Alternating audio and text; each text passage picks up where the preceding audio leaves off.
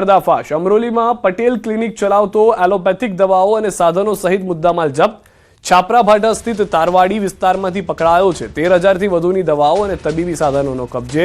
ડોક્ટરી practice માટે જરૂરી લાયકાત અને નોંધણી નહોતી। કમ્પાઉન્ડરનો અનુભવ આધારે ચલાવતો હતો ક્લિનિક। દર્દીઓની સારવાર કરી માનવ જીવન જોખમમાં મૂકવાનો આરોપી સુજીત લલ્લારામ પટેલ મૂળ ઉત્તર પ્રદેશના જોનપુરનો રહેવાસી। બીએનએસ અને ગુજરાત મેડિકલ પ્રેક્ટિશનર્સ અધિનિયમ હેઠળ ગુનો નોંધાયો।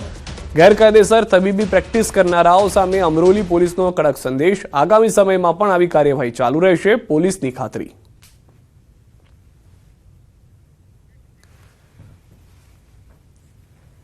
અને હવે વાત ગુજરાતના ખખડધજ રસ્તાઓની।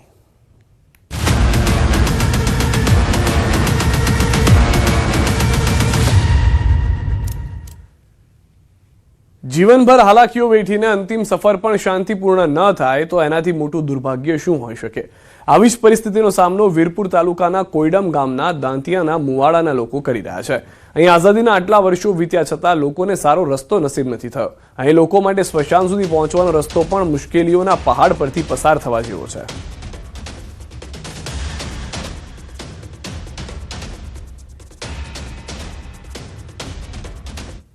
એમાં 1200 થી વધારે વસ્તી છે અને 150 થી 200 જેટલા ઘર આવેલા છે।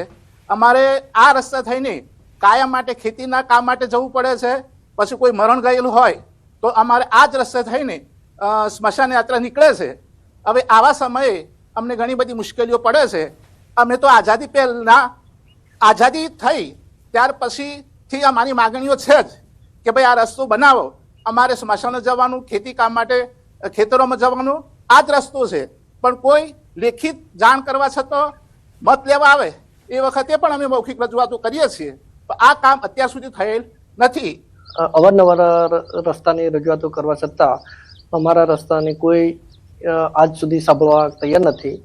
તો મારું એવું જ માગ છે કે ઝડપથી આ રસ્તાનો નિકાલ આવે। કાદવ કીચડમાં નીકળતી સમયે કઈ ગંભીર પરિસ્થિતિમાંથી માણસો નીકળતા હોય છે। અમે કાલે નનામી લઈને જતા ત્યારે રસ્તામાં કાદવ કીચડમાં નનામી એક બાજુ લઈને જતા અને એક બાજુ કાદવ કીચડમાં પડવાની શક્યતા રહેતી। ચોમાસામાં કાદવ કીચડ અને રસ્તા પર પડેલા મોટા ખાડાઓ શોકમગ્ન છે। પરિવારજનોની વેદનામાં વધુ વધારો કરે છે। ગ્રામજનોનું કહેવું છે કે અનેક રજૂઆતો છતાં વર્ષોથી માત્ર આશ્વાસન જ મળ્યું છે, પરંતુ માર્ગની સ્થિતિ આજે પણ યથાવત છે। આઝાદીના આટલા વર્ષો બાદ પણ અમે આ રસ્તાની વારંવાર માંગણી કરી છે, છતાં પણ આ રસ્તો અત્યાર સુધી બન્યો નથી। અમારે તમે કાલે વિડીયો અને ફોટોમાં જોઈ હોય તે રીતે નનામી લઈને જતા વખતે પગ ખાડામાં ફસાઈ જાય છે। કાદવ કીચડ અને આ રસ્તો બે મુવાડાને જોડતો રસ્તો છે। વારંવાર અવર જવર માટે અમારે આ જ રસ્તાનો ઉપયોગ કરવો પડે છે અને આ રસ્તો અત્યાર સુધી બન્યો નથી। રજૂઆત વારંવાર કરી છે, પણ જ્યારે અમે રજૂઆત કરીએ ત્યારે એક જ વાત આવે છે કે અમે ચૂંટણી જીતી જઈએ અથવા તો અમે આવી ગઈએ તો આ રસ્તો થઈ જશે એક જ જવાબ મળે છે। નનામી લઈને નીકળે ત્યારે પબ્લિકને જ્યારે હાથમાં પકડીને જાય છે ત્યારે પડે ના પડે એ રીતના કાદવમાં પગ ફસાઈ જાય છે, પડી જાય છે, નનામી નમી જાય છે। એમના છતાં દરરોજ આવતા જતા પબ્લિકને, જેમ કે ખેતીવાડી માટે જતા પબ્લિકને આવતા જતા પગ ફસાઈ જવું, કાંટા વાગવા, કાદવમાં ફસાઈ જાય તો કાંટા બી હોય છે, કાંટા પણ ચપ્પલ હાથમાં લાગે છે, ચપ્પલ તૂટી બી જાય છે।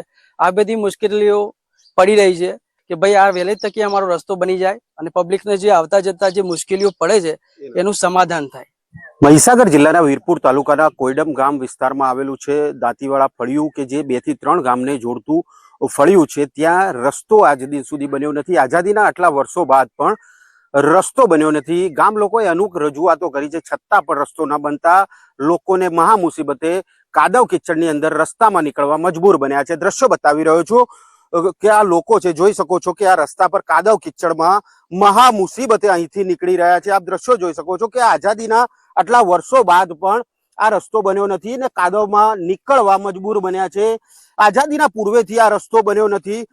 કહેવામાં આવી રહ્યું છે કે લોકો ને ચૂંટણી ટાળે અહીંયા નેતાઓ આવતા હોય છે, વાયદા વચનો આપતા હોય છે, પરંતુ આ વાયદા વચનો ફોકળ જતા હોય તેવું અહીંયા સાબિત થઈ રહ્યું છે। અનેક વાયદા વચનો આપે છે કે હું જીત્યા બાદ તમામ જે કામ છે તે કરી દઈશ, આ રસ્તો પણ બનાવી દઈશ. પરંતુ દ્રશ્યો જોઈ શકો છો કે ચપ્પલ હાથમાં અને કાદવ કિચડ જે ખુદી નાખે તેવો કાદવ કિચડ કે જેઓ લોકો નીકળી રહ્યા છે અને લોકોએ અનેક રજૂઆતો તંત્રમાં પણ કરવામાં આવી છે, છતાં પણ કોઈ કાર્યવાહી તંત્ર દ્વારા નથી કરવામાં આવી. આઝાદીના આટલા વર્ષો બાદ પણ જે ગામ લોકો છે તે રસ્તાથી વંચિત જોવા મળી રહ્યા છે અને ખદબદતા કાદવની અંદર રસ્તા પર નીકળવા મજબૂર બની રહ્યા છે. લોકોને ખેતરમાં જવું હોય, ક્યાં નનામી લઈને જવું હોય, કોઈ મરણ ગયું હોય, નનામી લઈને જવું હોય તો મહા મુસીબતે રસ્તા પરથી પસાર થઈ પડી રહ્યું છે. ત્યારે એક જ માંગ લોકો કરી રહ્યા છે કે જલ્દીથી જલ્દી આ રસ્તો બને તેવી માંગ લોકો કરી રહ્યા છે.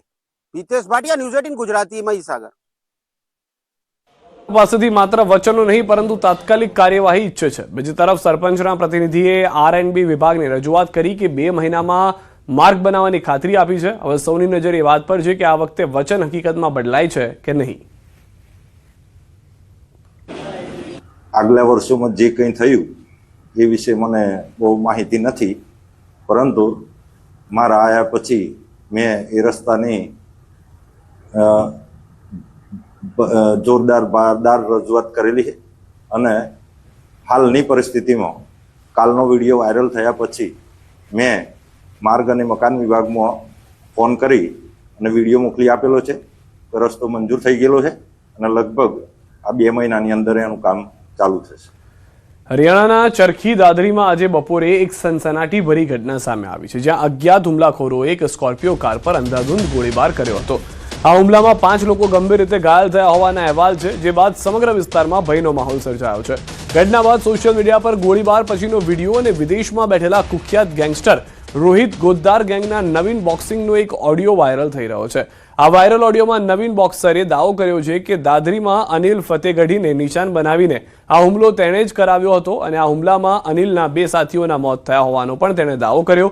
હુમલાની જવાબદારી પોતાની ગેંગ પર લીધી હોવાની પણ જાણકારી મળી રહી છે. તો હરિયાણાથી આ દ્રશ્યો આપ જોઈ રહ્યા છો, જે અંધાધૂંધ ગોળીબાર કરવામાં આવ્યો હતો. ગેંગ વોર હોવાનું પ્રાથમિક દ્રષ્ટિએ જોવા મળી રહ્યું છે.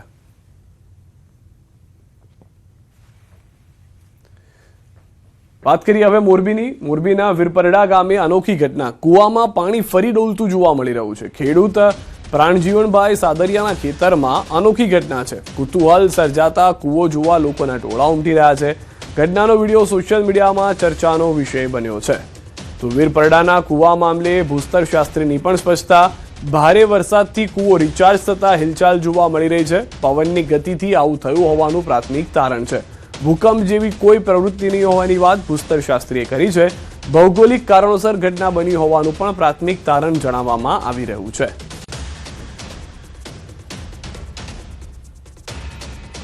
આ તરફ સુરેન્દ્રનગરના ચૂડાના નાગનેશ રોડ પર અચાનક બાઇક સળગી ઉઠતા દોડધામ મચી ગઈ હતી. જોબાળાથી નાગનેશ રોડ વચ્ચે અચાનક બાઇક બંધ થઈ જતા ઊભું રાખતા જ ગણતરીની મિનિટોમાં સળગી ઉઠ્યું. બાઇકમાં બ્લાસ્ટ બાદ અચાનક જ સળગી ઉઠતા સંપૂર્ણ બાઇક બળીને ખાખ થઈ જતા નુકસાન થયું છે. સદનસીબે બાઇક ચાલક નીચે ઉતરી ગયો હોવાથી જાનહાની ટળી છે.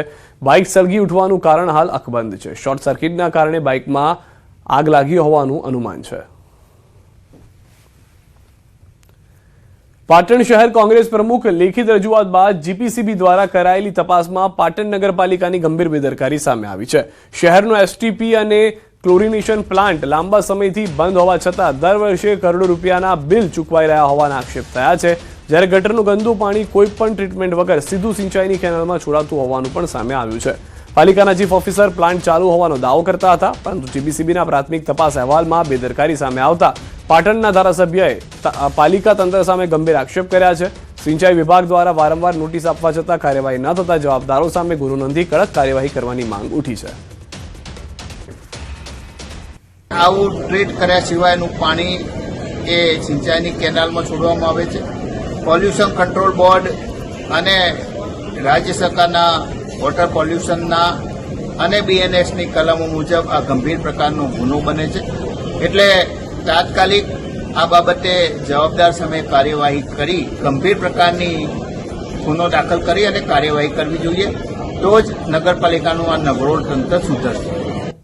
ભરૂચ નગરપાલિકાના વર્ષ 2025-26ના વાર્ષિક હિસાબોને લઈને રાજકારણ ગરમાયું છે. કોંગ્રેસે હિસાબોમાં પારદર્શિતાનો અભાવ હોવાનો આક્ષેપ કરી સત્તાધારી પક્ષ અને પાલિકા તંત્ર સામે સવાલો ઉઠાવ્યા છે. કોંગ્રેસનો દાવો છે કે માહિતી આપવા માટે આશરે 70,000 રૂપિયાની ફી માંગવામાં આવી, જ્યારે ચૂંટાયેલા સભ્યોને કાયદા મુજબ માહિતી નિઃશુલ્ક મળવી જોઈએ.